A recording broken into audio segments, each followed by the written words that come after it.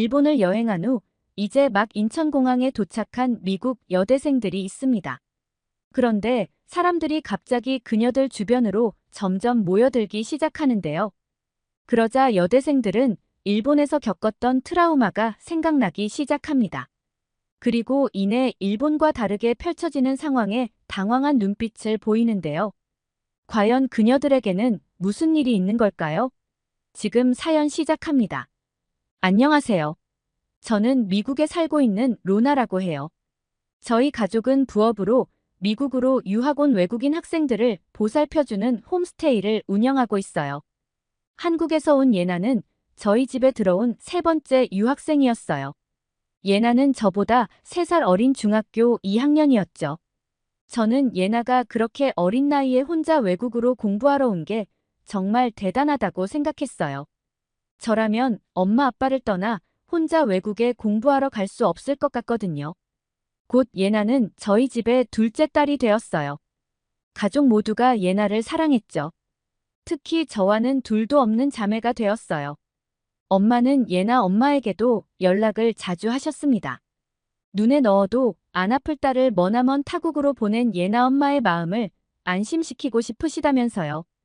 그렇게 저희와 예나의 가족은 끈끈한 사이가 되었죠. 예나는 미국에서도 학교 생활을 잘했어요. 고등학교 1학년을 마친 겨울방학 그러니까 저희 집에 온 지 꼭 3년 만에 예나는 한국으로 돌아가게 되었죠. 한국에 간 예나와는 종종 연락을 하고 지내고 있었습니다. 시간이 흐르고 저희 집엔 네 번째 유학생도 들어왔죠. 네 번째 유학생은 일본인 유키라는 여학생이었어요. 한국인 예나와도 정말 친자매처럼 지내왔기에 일본인 유키와도 당연히 친하게 지낼 수 있다고 생각했어요. 그런데 유키는 조금 달랐어요. 저와 부모님께 약간 거리를 두더라고요. 몇 번은 제가 간식도 사주면서 일본에 대한 공통관심사로 유키와 친해져 보려고 했지만 뚝뚝 끊기는 대화에 저와 대화하고 싶지 않다는 느낌을 받았어요. 사실 제가 일본의 아기자기한 캐릭터와 만화도 사랑하고 귀여운 일본어와 정갈하고 깔끔한 일식도 좋아하거든요. 그리고 닌자나 사무라이 같은 이미지도 흥미로워했었는데 말이죠. 그래서 일본인 유학생이 우리 집에 온다고 했을 때 정말 신나했었어요. 그런데 예상과는 다르게도 유키의 선 긋는 모습에 저도 더 이상은 다가가기가 어렵더라고요. 그렇게 평범한 나날을 보내고 있는 중 한국의 예나 부모님이 저희 부모님께 연락을 해오셨는데 예나 부모님은 그동안 예나를 잘 보살펴 주어 감사하다며 저를 한국에 초대하셨죠. 혼자 오는 것이 부담스러우면 친구와 함께 와도 된다고 하셨습니다. 생각지도 못한 한국 초대에 어찌나 신이 나던지요. 엄마와 아빠는 저의 한국 여행을 흔쾌히 허락하셨어요. 왜냐하면 그때 마침 단짝 친구였던 캐서린과 일본 여행을 계획하고 있었는데 일본에 간 김에 가까운 한국도 둘러보고 오면 좋을 것 같다는 생각이 드셨던 거예요. 캐서린과 저는 일본도 가고 게다가 한국까지 갈 생각에 신이 났어요. 사실 캐서린은 일본을 엄청 좋아해요. 이 친구가 완전 일빠거든요. 캐서린은 고등학생 때까지 스트레스를 애니메이션 보는 걸로 풀었는데 처음엔 누구나 알 법한 서구권 애니메이션을 접하다가 일본 애니메이션을 보면서 일본에 푹 빠졌더라고요. 그런 캐서린 덕분에 저도 일본에 대해서 관심을 가지게 되었던 거죠. 캐서린을 통해 알게 된 일본 문화가 대단하다는 생각이 들었습니다. 그러던 중 캐서린은 제게 일본에 같이 여행을 가자며 제안했고 저도 캐서린과 함께 일본에 가면 너무 좋겠다는 생각이 들어서 흔쾌히 수락한 거였어요. 처음엔 여자아이 2명만 일본에 가겠다고 했을 땐 부모님이 조금 난처해 하셨어요. 하지만 캐서린은 일본은 안전하고 믿을 만한 나라여서 전혀 걱정하지 않아도 된다며 저희 부모님을 설득해 주었고 부모님은 허락을 해주셨던 거죠. 그렇게 저와 캐서린은 일본을 거쳐 한국에 들어가게 되었어요. 나리타 국제공항에 도착한 저희들은 설레이며 입국 심사장으로 갔죠. 심사장에는 사람들이 엄청 많더라고요. 하지만 계속해서 줄은 줄어들지 않고 제 뒤로 대기 인원만 늘어났어요. 무슨 상황인지 궁금해진 저는 근처를 지나가던 공항 직원을 붙잡고 무슨 일이냐고 물어봤어요. 일본 직원은 아주 짧게 컴퓨터 에러라고 대답하더라고요. 조금 더 구체적인 설명을 듣고 싶었지만 직원은 더 이상 대답하지 않았어요. 아마 전산 오류가 나서 심사를 못하는 것 같았죠. 대기하고 있는 사람들에게 무슨 일이 생긴 건지 안내해주면 좋을 텐데 일본 공항의 대처에 아쉬움이 들었어요.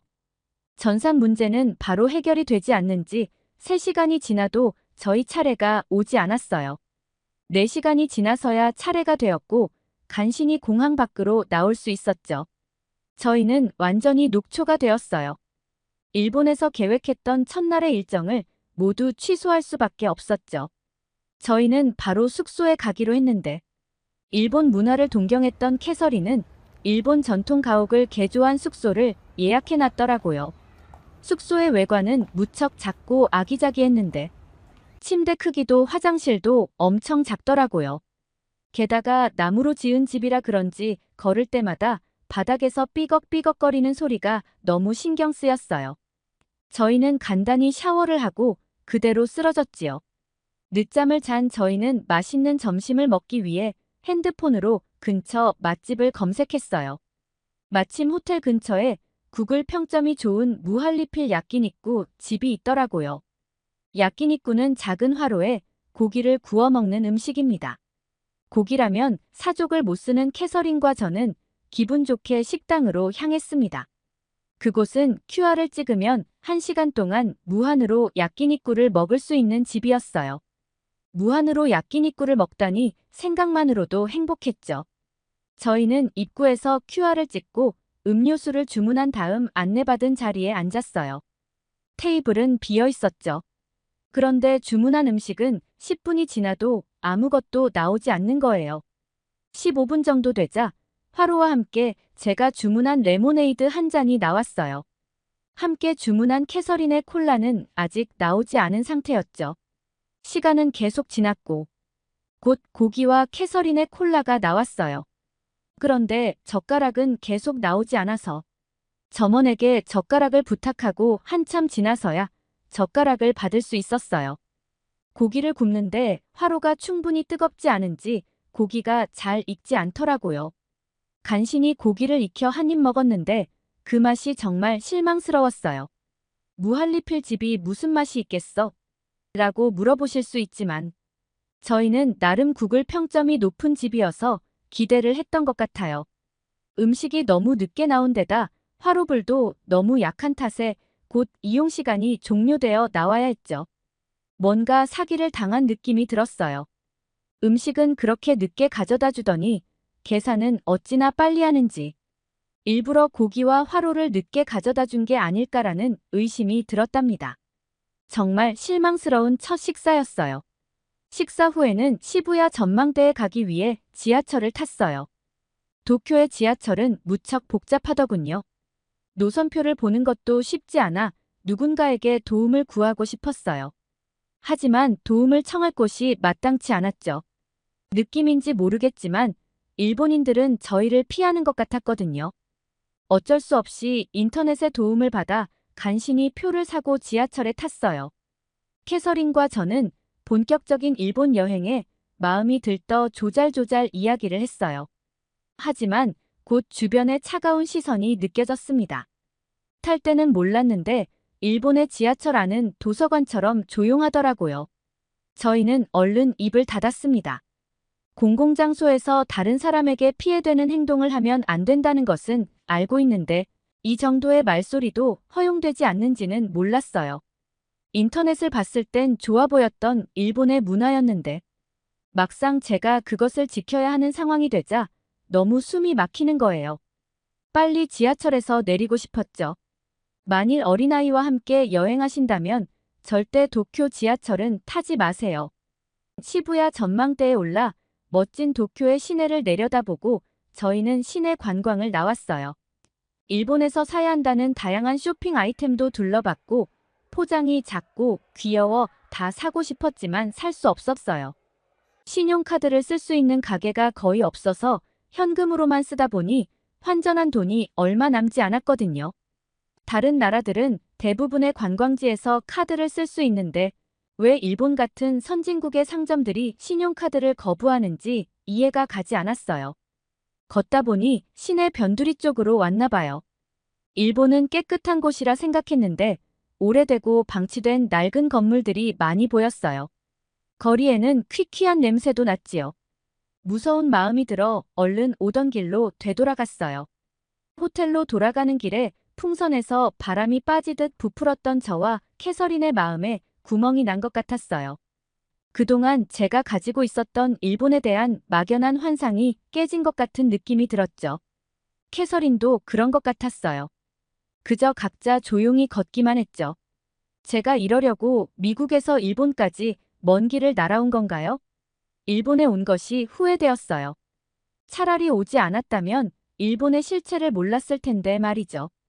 다음 날 저희는 한국행 비행기에 몸을 실었어요. 일본 여행의 아쉬움을 한국에서 달랠 수 있길 바라면서요. 비행기는 곧 인천공항에 도착했어요.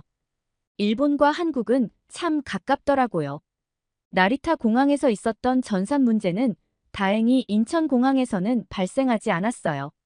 하지만 나리타 공항만큼이나 인천공항 입국 심사장에도 사람이 많았죠. 또 얼마나 기다려야 하나 한숨이 나왔어요. 하지만 한국은 빨리빨리 나라였죠. 순식간에 많던 사람들이 입국장 너머로 사라졌어요. 경험해보지 못한 신속한 입국 심사에 입이 딱 벌어졌죠. 정말 모든 게 빠른 인천공항이었어요. 표지판도 영어로 정말 잘 되어 있었습니다. 그렇게 캐서린과 함께 공항을 나오려는데 공항은 너무 광활해서 어디로 어떻게 가야 할지 몰랐습니다. 실내에 있는 도시 같다고 할까요? 국제공항 1위답게 크기와 세련됨이 엄청나더군요. 공항 안에는 곳곳에 한국 전통 한옥의 디자인으로 되어 있는 건물과 음식점들이 있었고 한국에 처음 왔는데도 이것이 한국이라는 걸 알 수 있었습니다. 한국만의 분위기를 그대로 느낄 수 있어서 공항에만 있는데도 한국을 관광하는 기분이 들었죠. 입국장을 나가자 예나와 예나의 부모님이 저희 이름을 들고 기다리고 계셨어요. 저는 열심히 연습했던 한국어로 예나 부모님께 인사했어요. 안녕하세요. 저는 로나입니다. 저희를 초대해 주셔서 감사합니다. 저의 유창한 한국어에 모두 놀라는 눈치였어요. 그동안 열심히 연습했던 저의 센스 넘치는 한국어가 빛을 발하는 순간이었죠. 저희는 예나 부모님의 차를 타고 예나 집으로 이동했어요. 1시간이 조금 지났을까? 예나가 살고 있는 아파트가 나왔고 건물 사이사이 푸른 녹지로 꾸며진 공동 정원이 있었고 주민들이 이용할 수 있는 도서관과 헬스센터도 볼 수 있었는데요. 이게 말로만 듣던 한국의 아파트구나 싶었어요. 예나가 사는 아파트는 층이 높지 않고 오래된 곳이었는데 낡은 느낌은 있지만 지저분한 곳을 볼 수가 없었어요. 그리고 예나의 집에 들어간 순간 저와 캐서린은 놀라 입을 다물 수가 없었어요. 저나 캐서린이나 다른 나라의 가정집에 가본 적이 없었는데 이게 한국의 가정집이라니 저희는 예나의 집을 보고 반해버린 거죠. 저희가 너무나 놀라워하니 예나 부모님께서 집안 곳곳을 구경시켜 주셨는데요. 인테리어를 어떻게 이렇게 고급스럽게 할 수 있는지 신기했고 조명도 밝고 예뻤어요. 바닥에 있는 대리석이 집안 전체를 화사하게 만들어줬고 게다가 거실에서 바라보는 바깥 풍경은 정말 환상적이었어요. 한강을 바라보는데 한강 주변의 높은 건물들이 뷰를 망치는 게 아니라 오히려 조명이 되어 이쁘게 빛나는 게 바라보고만 있어도 스트레스가 풀리는 것 같았어요. 그렇게 캐서린과 구경을 마치고 저녁 시간이 되어서 예나 어머님이 차려주신 한식을 맛있게 먹었습니다. 그리고 다음 날 저희는 예나와 함께 홍대 거리를 가기 위해 밖으로 나왔습니다. 예나는 가는 길에 아파트 상가에 있는 무인 매장에 저희를 데려갔어요. 예나가 예전에 무인 매장이 신기하지 않냐며 제게 사진을 보내준 적이 있는데 정말 사람이 없어도 물건들이 잘 진열되어 있고 가게에 들어온 꼬마 손님들도 알아서 척척 결제를 잘하더라고요. 결제하는 기계 옆에 한글로 무언가 적혀 있었는데 돈 안 내고 그냥 가져가지 말라는 안내 문구였습니다. 예나는 무인 매장에서 간간히 계산을 안 하고 가는 얌체 손님도 당연히 있다면서. 그럼에도 대체로 한국인들의 정직함 때문에 무인 매장은 계속 늘어나고 있다고 했어요. 예나의 말에 캐서린은 아마 미국이었으면 무인 매장이 아예 먼지처럼 사라졌을지도 모른다는 농담을 했어요. 다들 훔쳐가다 못해 무인 매장 문짝마저도 남지 않았을 거라면서요. 캐서린의 농담에 우리는 깔깔 웃으며 지하철을 타러 갔어요. 지하철역은 예나 집에서 걸어서 10분 정도 거리로 가까운 곳에 있었습니다. 곧 저희는 지하철역에 도착했어요. 서울 지하철은 도쿄 지하철과 어떻게 다른지 궁금하더라고요. 한국의 지하철역은 굉장히 깨끗하고 편의점과 화장품 판매점도 있고 의류 판매점도 있는 모습이 굉장히 신선했습니다. 이곳이 지하철역이라는 것이 믿어지지 않았어요. 예나는 편의점에 들어가더니 티머니 카드라는 것을 사서 저희에게 선물하면서 이 카드 한 장으로 편의점에서 맛있는 먹거리는 물론 지하철, 버스, 택시까지 모두 탈 수 있다고 하더군요. 카드 하나로 모든 걸 다 할 수 있다니 세상에나 이런 걸 두고 한국스럽다고 하나 봐요. 승강장에 내려오자 승강장 양옆을 막고 있는 플라스틱 벽이 눈에 띄었어요. 저건 무엇인지 묻자 예나는 사람들이 선로로 떨어지지 않게 막아주는 스크린도어라고 대답해줬어요. 일본 지하철에서 본 스크린도어는 승강장의 일부만 막혀 있거나 줄로 길게 이어진 것이었어요. 저는 그걸 보고도 일본인들이 안전에 신경을 쓴다고 생각했었거든요. 그런데 한국의 스크린도어는 승강장을 견고하게 막고 있었을 뿐만 아니라 시각적으로도 세련되었더군요. 이건 정말 다른 세상의 스크린도어였어요. 얼마 기다리지 않았는데 지하철이 도착했어요. 서울 지하철은 도쿄 지하철보다 훨씬 넓고 쾌적했어요. 지하철 안에 있는 한국인들은 자유로워 보였어요. 저희가 웃으며 이야기를 했지만 그 누구도 신경 쓰지 않았죠.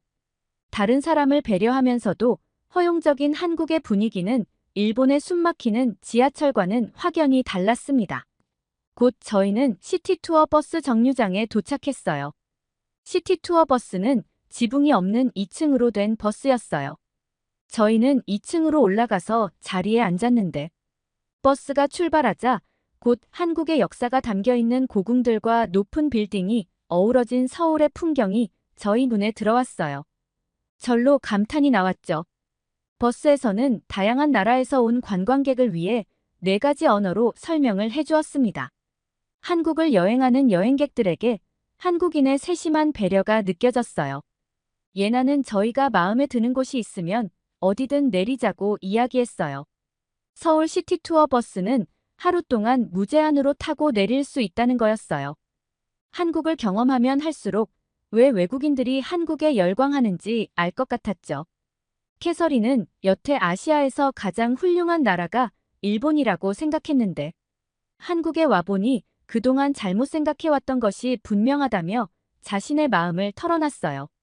아마 이곳 한국에 오지 않았다면 계속 그런 선입견을 가지고 살았을지도 모른다고 했죠. 저와 캐서린은 짧은 시간에 일본과 한국을 돌아봤지만 망설이지 않고 이야기할 수 있다고 자신했어요. 분명 한국은 일본을 앞서 나간다고요. 이런 한국을 경험할 수 있게 해준 예나와 예나 부모님께 정말 감사한 마음뿐이랍니다. 그렇게 한국에서의 즐거운 여행을 마치고 돌아온 캐서린은 이번엔 한국에 푹 빠져 살고 있답니다. 요즘은 캐서린은 한국 홍보대사 같아요. 한때는 일본에 푹 빠져있던 애가 이제는 한국에는 더 미쳐있는 것 같거든요. 당분간 한국의 매력에서 빠져나오긴 힘들 것 같네요. 저 역시 한국 아리 중이라 조만간 캐서린과 한국 여행을 한 번 더 갈 생각이랍니다. 미국에서 일본과 한국 여행을 오게 된 로나 씨의 사연 어떻게 들으셨나요? 오늘의 사연이 좋으셨다면 구독과 좋아요 눌러주세요. 여러분의 구독과 좋아요는 영상 제작에 큰 힘이 됩니다. 끝까지 시청해주셔서 감사합니다.